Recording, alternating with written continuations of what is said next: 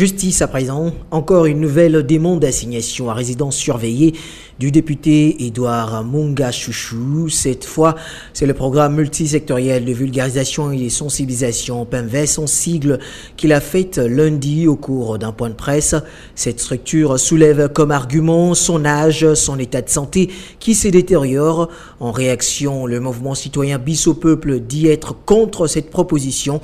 Kasongo Ilonga, coordonnateur que Libéral FM a contacté, pense qu'au regard de griefs retenus contre lui, cette structure tire la sonnette d'alarme et est prête à barrer la route à toute personne et structure qui envisage concrétiser le plan de l'Occident en RDC. Kasongo Ilonga au téléphone d'Oricia Sakiriki.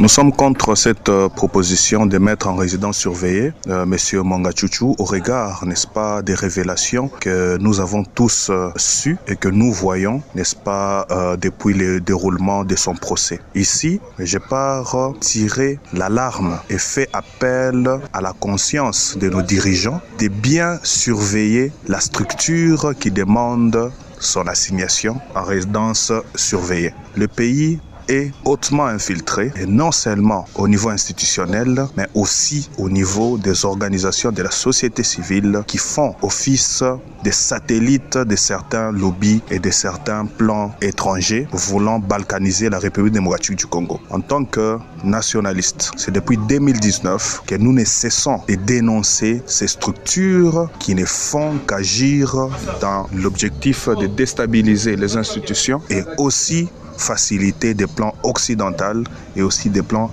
étrangers. Dire qu'il faut mettre en résidence surveillée M. Monga Chouchou, c'est donner la latitude à l'infiltration d'évacuer ces messieurs par force dans sa maison. Nous savons tous ce qu'on a vu, ce qui a été découvert dans ces multiples résidences. Ces messieurs doivent être retenus, détenus sous haute surveillance militaire. Aujourd'hui, si ça serait de coutume de voir une personne arrêtée et sous pseudo d'une fausse maladie, que cette dernière soit évacuée à l'étranger pour lui faciliter une quelconque liberté, nous en tant que société civile, nous sommes contre. Il est temps pour l'État congolais de renforcer, d'outiller les centres de santé, l'hôpital qui se retrouve au niveau de la prison centrale de Makala et Andolo